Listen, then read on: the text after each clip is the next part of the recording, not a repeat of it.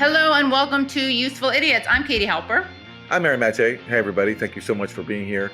Our website is usefulidiotspodcast.com. Go there, support the show, and get bonus content. It's a crazy time in the world.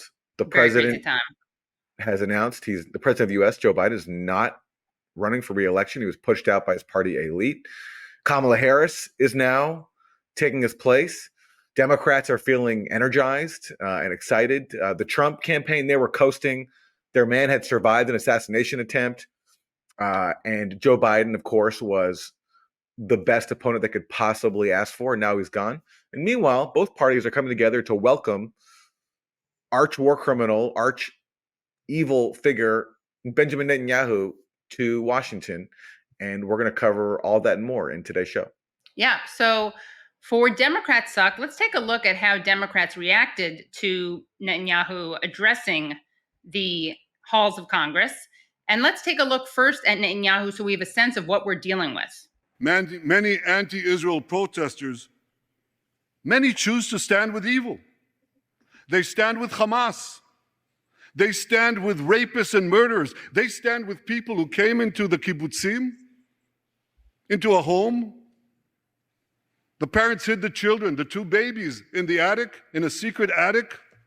They murder the families, the parents. They find the secret latch to the hidden attic, and then they murder the babies. These protesters stand with them. They should be ashamed of themselves.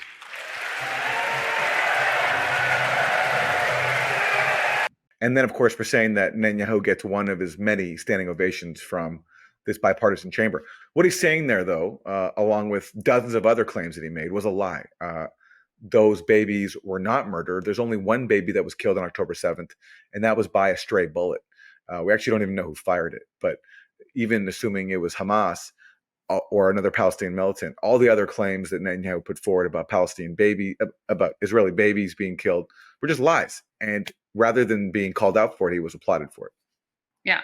Disgusting. And for those who are just listening and not watching, as Aaron said, that was a standing ovation, and there were many of those performed throughout the night. It was really disgusting. And what did the Democrats do? Well, some of them didn't clap. You had Chuck Schumer not shaking his hand, but nodding. You had some of them not coming, which I thought was a stupid decision because it made it look like the people there were supporting him. So it took away from the power of protest. But we had one Democrat who was brave enough to do something actually symbolically powerful. And that person is Rashida Tlaib, who had a fan that said war criminal, and she also wore a keffiyeh. And she was really the only person who expressed the appropriate contempt and disgust for Netanyahu. So shout out to Rashida Tlaib. The question is why there weren't more Democrats doing that. And when Democrats didn't show up, they're not there, so you don't see the people opposing him. Yeah, a lot of Democrats went out of their way to release statements saying why I'm not coming to Netanyahu's speech, like from Bernie on down. But what does that accomplish to not show up? Okay, you're not there, so therefore you're not there to register your protest. And why is Rashida Tlaib, as you said, the only member of Congress willing to show up and actually challenge him and call him what he is, which is a war criminal? And it's unfair that the only Palestinian member of Congress has this burden on her shoulders on top of all the other burdens she carries as being the only Palestinian member of Congress, that she's alone in being in the room and challenging Netanyahu. I mean, everybody else who boycotted the speech should have been there. To me, it was like a cowardly way of pretending to protest Netanyahu, but without actually having to do something and doing something that would get, have some political blowback. Because, of course, Israel supporters would have come back and attacked anybody like Rashida Tlaib who confronted Netanyahu. But it's worth it when you have a war criminal being welcomed to Congress. And it's unfortunate that Rashida Tlaib was the only one with the courage to confront him directly. Right. Now, luckily, we do have some people besides me and Aaron who were appreciative of Rashida Tlaib. Let's take a look at this Code Pink video. When we were watching Netanyahu giving his speech in Congress yesterday, we saw Rashida Tlaib with her sign saying war criminal. And we were so proud of her and her courage. But we also felt terrible that she was alone there. Nobody sitting by her. a one-woman show telling the truth to the world. And so today we were so excited to go and bring her flowers, bring her a thank you card, and just shower her with the love that millions of us in the U.S. and around the world feel. The whole world saw your courage and how much we appreciate you. Oh, happy birthday to you. Oh, happy birthday to you. Happy birthday. Thank you, sister. Thank you. Happy birthday to you. Making this even more symbolic and more powerful is the fact that this was Rashida Tlaib's birthday. So she was, again, the only person registering protests. She was holding up a fan that said war criminal, and also on the other side said guilty of genocide. And she bears so much responsibility and so much pressure and such a burden, and no one was there to share it with her. And that is why Democrats, except for Rashida Tlaib, suck. Now we have another Democrat who really sucked this week. John Fetterman, people may have heard of him, may have seen him. He loves wearing hoodies and shorts. That's kind of his shtick. But guess what encouraged him to dress up in a suit for the first time ever? Let's take a look. Here he is listening to Netanyahu and wearing a suit, and Do Dissidents tweeted out, so he does own a suit. He just saves it for when Hitler comes to town. And by the way, there is Kirsten Sinema wearing a ridiculous outfit. I just had to comment on that. She kind of looks like a cupcake or something. And and then the only thing you have besides Rashida Tlaib, you have Chris Murphy and Alan Warnock sitting down, but that's really not enough. That's not sufficient.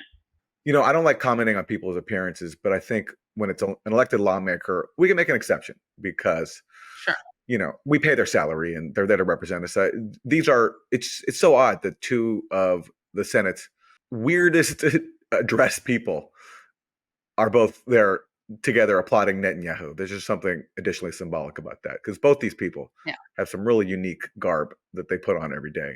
I mean, John Fetterman takes the cake, and it is so funny that he's indeed willing to dress up for Netanyahu and not anything else. Yeah, it's really pathetic. Like, that's the guy he comes out for, puts on a suit, gets dressed for. Remember that other video we showed of them? It was so pathetic. They're like standing next to each other when Fetterman visited Israel, and they're both going like this. Yes. And Netanyahu called him. He said that you have, like, there's no stronger champion in the U.S. than John Fetterman of Israel. And if that's the case, that's all the more reason for Israel to do some serious soul searching if John Fetterman is the best you can do. For Republicans suck, let's turn back to Benjamin Netanyahu's speech before Congress. The guy who really made this happen, who really was excited to welcome Netanyahu, I think even more than John Fetterman was House Speaker Mike Johnson. Mr. So-called America First, who is always putting Israel first, and especially the most fanatical government Israel's ever had first in Benjamin Netanyahu. So Mike Johnson invited Netanyahu and also threatened to arrest any lawmaker who dared to disrupt Netanyahu's speech, as if Netanyahu was all of a sudden like the leader of the U.S. and not of Israel. And this is how Mike Johnson introduced Netanyahu. Members of Congress, I now have the high privilege and distinct honor of presenting to you His Excellency Benjamin Netanyahu, Prime Minister of Israel. Thank you.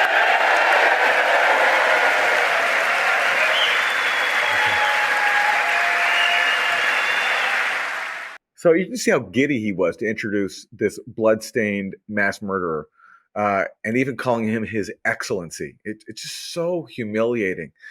I don't know what it is that makes these people fall head over heels for Israel, but it's not just AIPAC money, and it's not just the Israeli role as a client state of Israel. In the case of people like Mike Johnson, who is an evangelical Christian, I do think there is something religious about this, where they really do see Israel as fulfilling the prophecy of their beliefs about, of course, one day there being Armageddon, and of course all the Jews that they claim to care about being slaughtered except for those who convert. And they see Israel, I think understandably, as pushing them towards that apocalyptic future, because that's what Israel is doing. They're so deranged and criminal.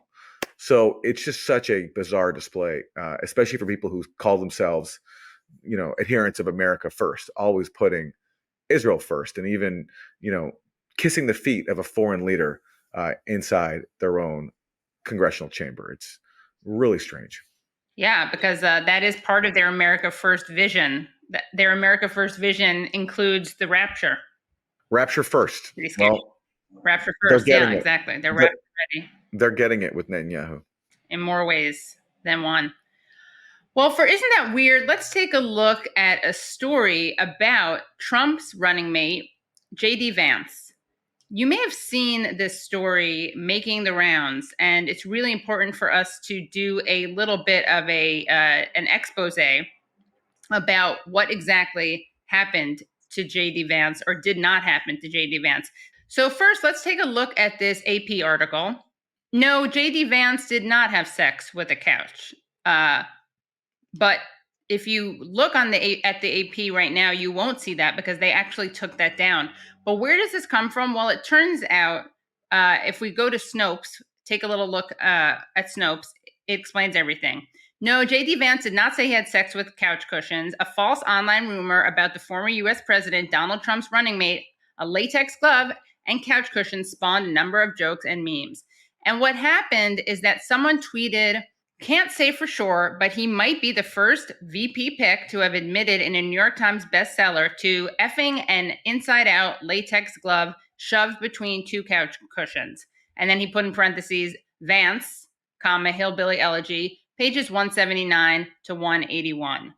And this took off like wildfire, and people actually believed it, and it started spreading on the internet to such an extent that the AP had to correct the record and say he did not actually have sex with a couch.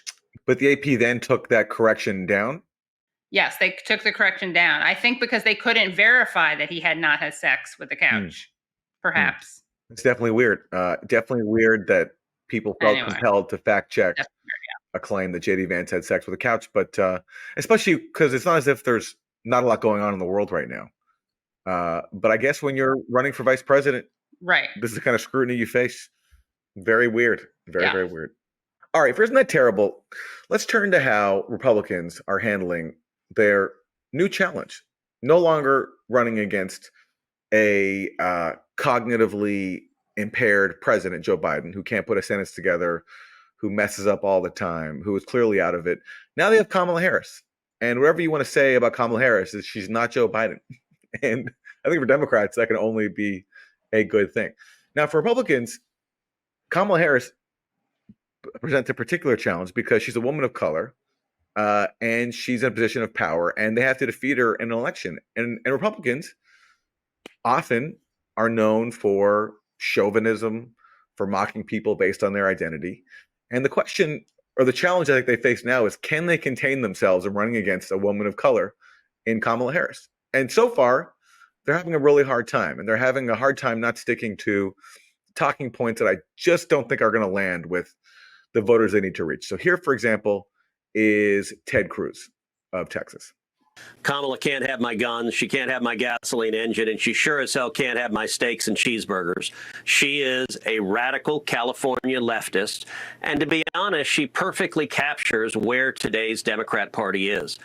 All right, so in fairness to Ted Cruz, he's not really mocking her identity there. He's just sticking to familiar MAGA, from my cold dead hands kind of NRA talking points, but he's expanding it beyond guns to gasoline engines and also steaks and cheeseburgers. Is that Democrats are coming for steaks and cheeseburgers with a vegan agenda. He calls her a radical California left Democrat. I mean, for people who count themselves on the left or the radical left, I don't think they would count Kamala Harris, who was a prosecutor, who is heavily tied to Silicon Valley. Her brother-in-law, for example, works for Uber, I believe, and who's been a pretty reliable neoliberal for her political career. I don't think that they would count her as one of their own if you're on the radical left. I would agree, but it's important to get out in front of the cheeseburger myth, or the cheeseburger talking point. So I think that Ted Cruz may have done Kamala a favor, much like that tweeter created a rumor about J.D. Vance having sex with a couch, and the AP had to debunk that. Now Kamala can make sure that people don't think she is actually going after their cheeseburgers. All right, so this one's even more strange. This is Fox News host Jesse Waters, and this is his claim about why even Kamala Harris was vice president to begin with. The only reason Kamala's in the White House is because of the DEI deal Biden cut with Bernie to seal the nomination.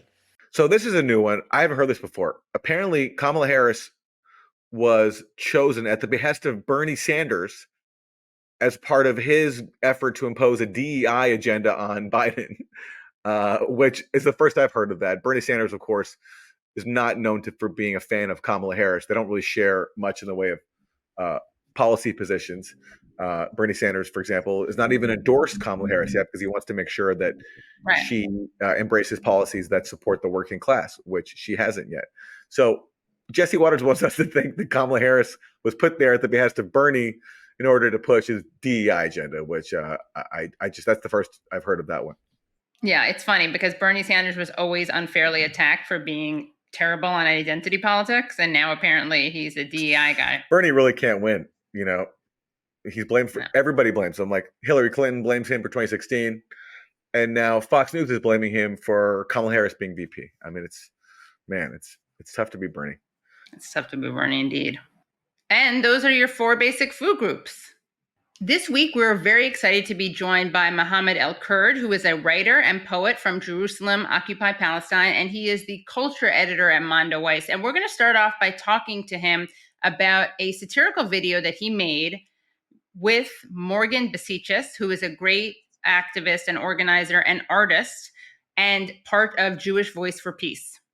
And Mohammed el-Kurd is from the Sheikh Jarrah neighborhood of occupied East Jerusalem and became known around the world when he took part in resisting a takeover, a theft of his family home by Israeli settlers as part of a wider attempt by Israel and the settlers to steal Palestinian land in East Jerusalem.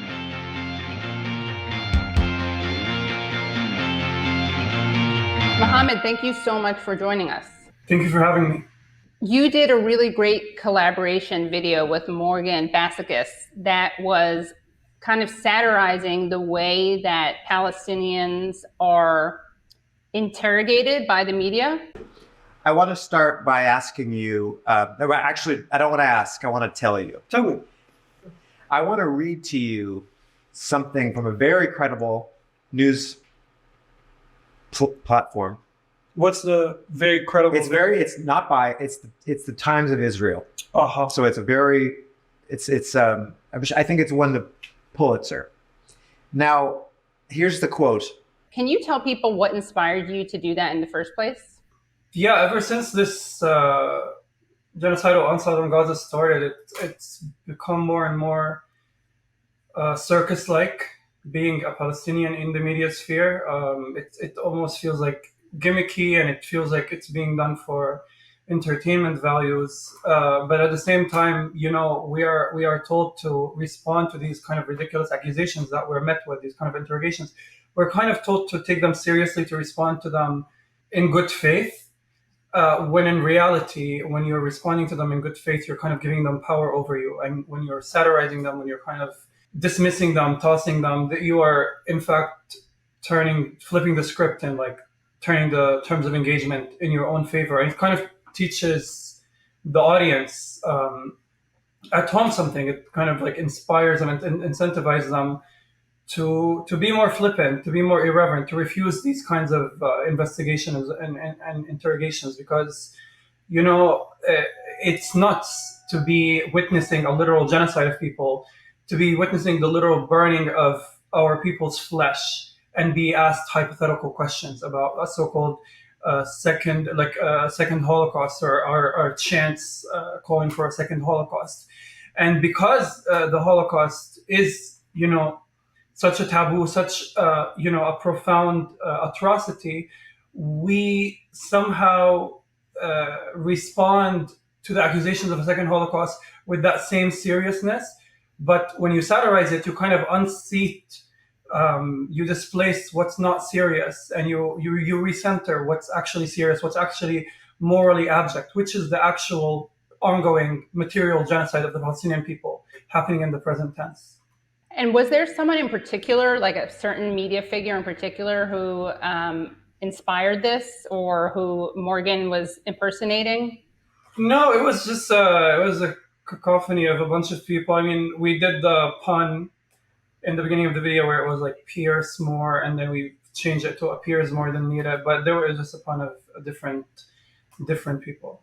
Morgan is just an amazing improv actor, and they were just kind of extremely witty and like coming up with things on the spot, and that's how the character came into life.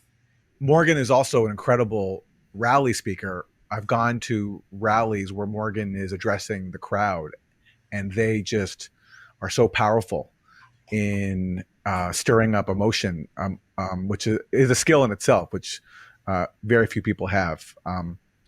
Yeah, that's my interjection. No, and it was very funny. I was worried because I like your work and Morgan's work, but as everyone knows, I think comedy can be a little hit or miss, especially when politics are involved. And so I was really relieved that it was so funny. Just like always happens when you see like your friend perform stand up or something for the first time. Yeah, I think there's still, it was my first attempt at such a thing. I think Morgan really like carried the humor a great bit.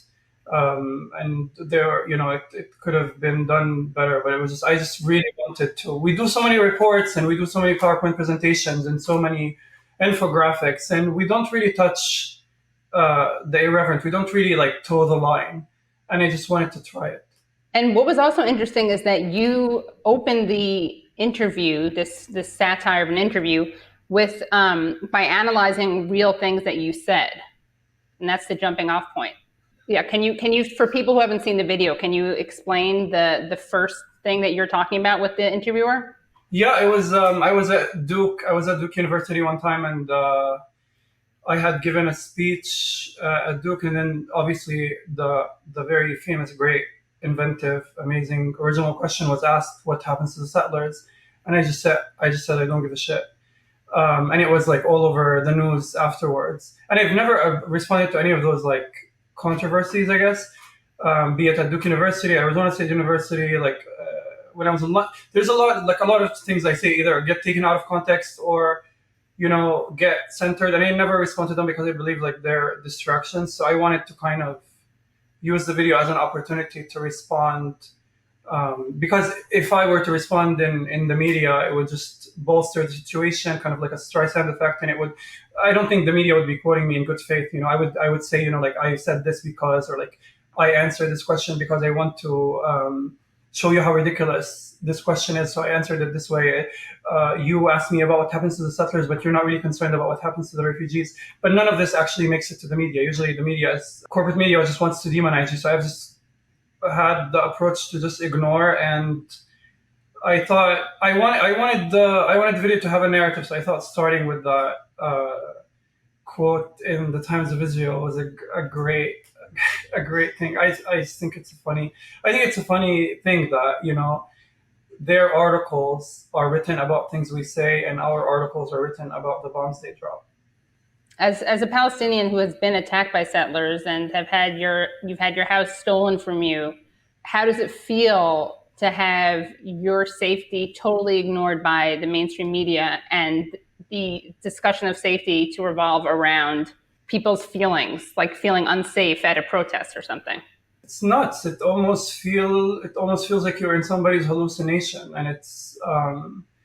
We look at it. You look at it. I think of like I tell myself, I'm tough, or like we're tougher than them, and so like the racism we encounter, the discursive, rhetorical racism we encounter, we don't really say much about because we're dealing with actual bombs or actual occupation with colonialism.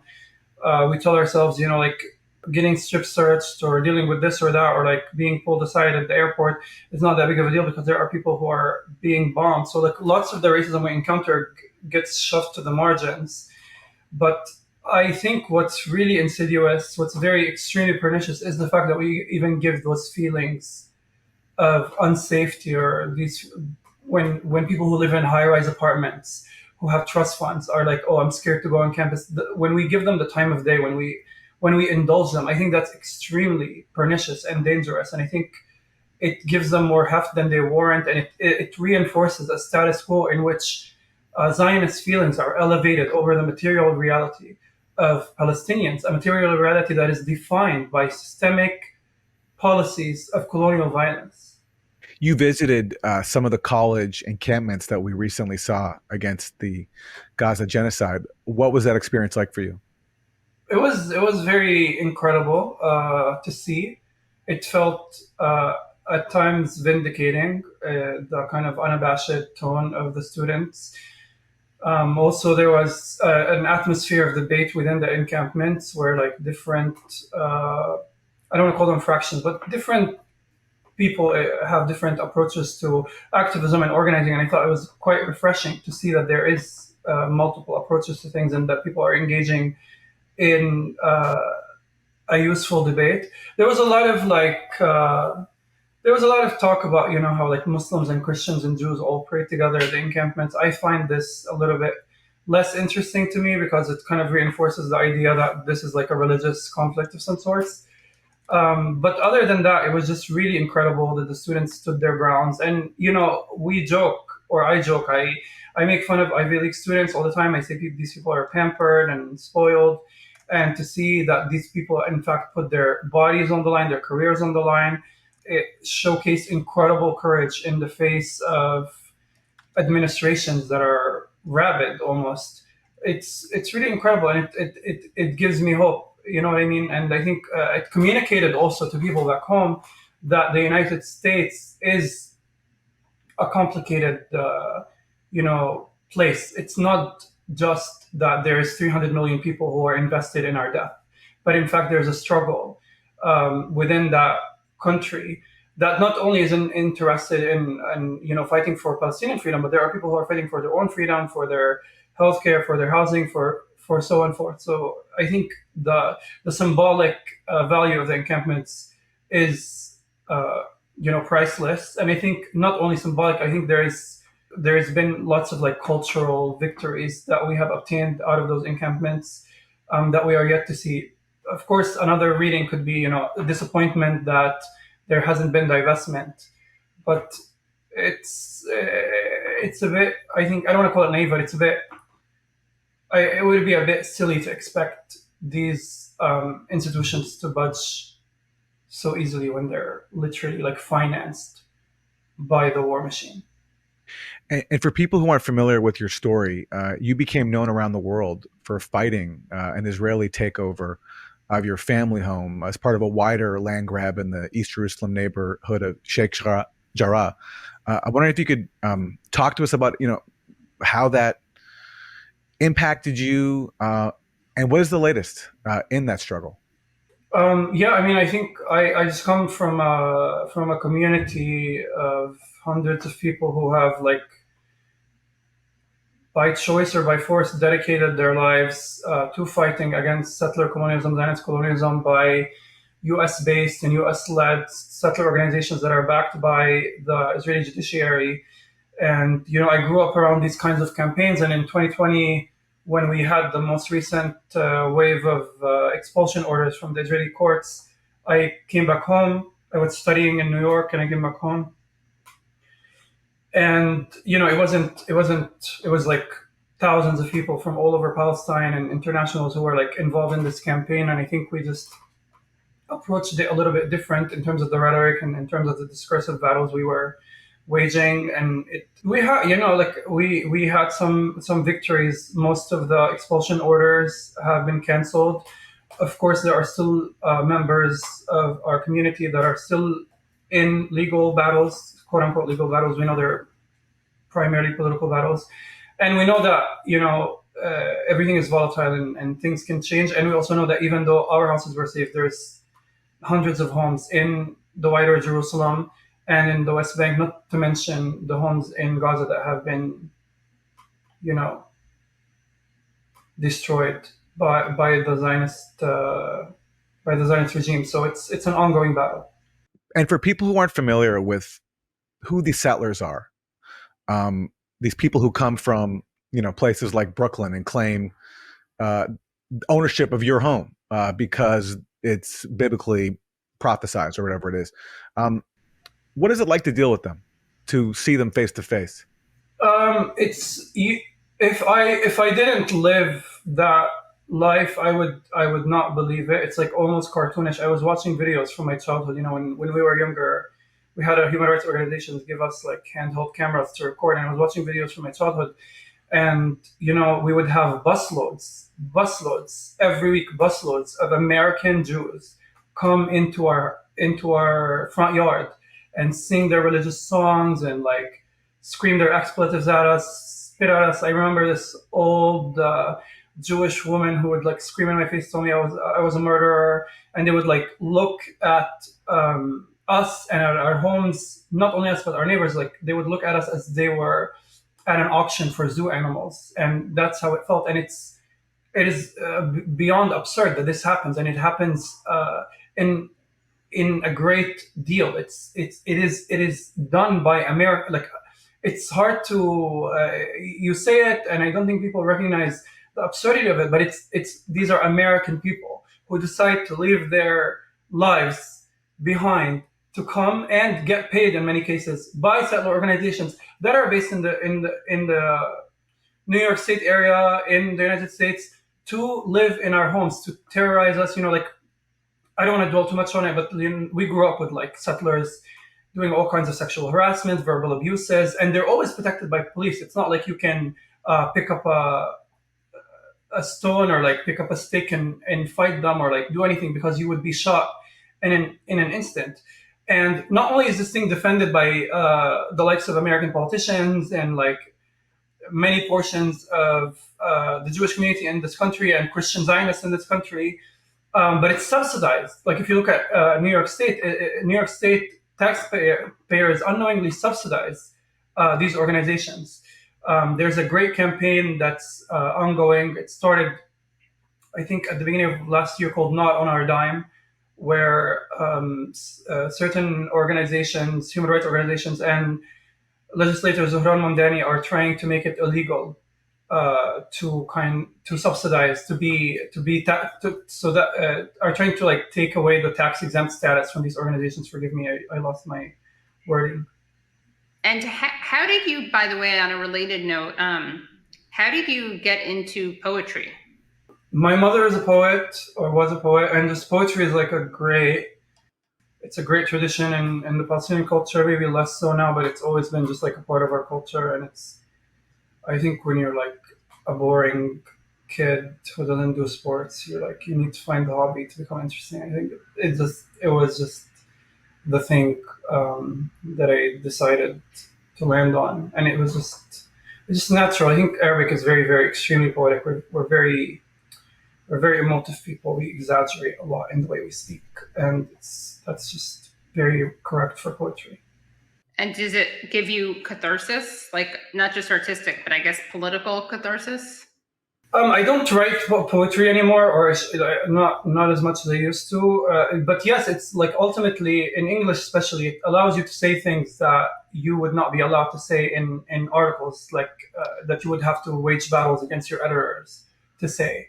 But I will say that even in the realm of poetry, I think the standard for Palestinians is a bit higher, is extremely higher. There's like a double standard. And what I mean by this is, like I couldn't just write poems. I'm like the ADL, for example, would always come after me for poems and lines in my book.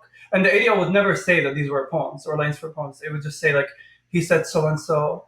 And it would be, very, very out of regardless. I've never really addressed it, but it's interesting to see that even in the metaphorical, even in the abstract, there's a policing. Like the Zionist mind works to police us, even in the abstract. And I think it's funny if it wasn't so evil. Yeah, and of course, another example of that is the disgusting attacks on Rafat al-Arir, even after he was killed in a targeted bombing by Israel. We actually had him on a few months before that. But the way that people vilified him, and before he was killed, he pointed the finger at Barry Weiss for the way that she singled him out over a ridiculous comment, like tweet that he made that was a joke, not based on violence. It was a joke based on ridiculous claims, and kind of goes back to what you were saying, Mohammed, before about how, you know, the violence people care about is like discursive. It's not about, like, this man was literally blown up, blown into bits through a bomb, as was his sister and her family. And yet people after that were talking about what he had said in a tweet. Someone even said to me when I was talking about him, this is just a little personal side, but I shared something about him on a listserv, and someone was like, well, Katie, you didn't say that he had said he would throw his pens at Israeli soldiers. Like, I'm not even kidding you. I'm not kidding. Yeah, I mean, I honestly, that tweet you mentioned is part of the reason why I wanted to do that video with Morgan. I think Rifat was a force of nature, and it's the whole situation is quite ridiculous because, first of all, we know of documented cases of Palestinian, at least one case of a Palestinian baby being thrown into an oven during the Deir Yassin massacre during the Nakba. And then you have this fabricated story about Palestinian fighters doing the same for an Israeli kid. So, you know, there's that, it invokes that sentiment of every accusation as a confession. And then Rifat says, with or without a baking powder. I think it's hilarious. I also think we're just allowed to say things, bad or good or evil or horrible. It's just, it's nuts that this person that you mentioned even had a problem with the pen, right? Like, even we lower our ceiling so much. Rifat didn't say like, oh, I would throw a hand grenade at the soldiers. I would throw my pen. And even, we live in a world where we're expected to be not pacifist, fully pacified. We're expected to turn the other cheek. We're expected also to not have any affiliations with violence or violent organizations. For example, you know, Jewish Insider recently ran a story that said that 30% of journalists killed in the Gaza war were affiliated by Hamas, as if that makes killing them acceptable. And then the Israeli Defense Forces, the Israeli Occupation Forces spokesperson had said also in an earlier statement that there's no difference between working for Al-Aqsa TV channel, which is a Hamas-based, Hamas-controlled TV channel, the government, basically the state TV, and working for Hamas armed wing. And that was just, and then you have the New Yorker recently running an article by Masha Gessen, where they, among many other things, they quote this is lefty Israeli journalist who describes the Israeli soldiers as our children, our sons. You have, New York Times correspondents who have children in the Israeli military. You have editors of U.S. magazines like The Atlantic who were previously jailers, who volunteered to leave the United States to become jailers. And none of that is a cause for conflict of interest. None of that is scrutinized. And yet our very feeling and sentiment is constantly on trial, whether we want to throw a pen or whether we hate these people or whether we want to make a joke online. And I think we should just completely reject that. It's ridiculous. They are never held to the same standards that we are held to, and the fact that we even concede to their standards is nuts. I'm just thinking of 20 years ago or over 20 years ago, there was a huge controversy when Edward Said threw a stone over the Lebanon-Israeli border in the direction of Israeli soldiers. And he had lectures canceled. He was widely denounced for literally just throwing a stone and doing it symbolically, of course. But that was like a huge controversy that where people tried to make him apologize. It was, so of course it continues now. And the New York Times, a longtime correspondent, I'm not sure if they still own the home, but they lived in a stolen Palestinian home in East Jerusalem. Yeah. The entanglements are just endless. And that story you mentioned about Edward Said is so interesting. I'm actually writing about it in my book now, but it's just nuts. The kind of what's even more interesting than the cancellation of his lectures were the essays that followed, written by his former students or written by colleagues who were genuinely or parodying genuine fear for their lives. And you read it and you want to punch them in the face because what are you talking? You're sitting in New York. What are you afraid of?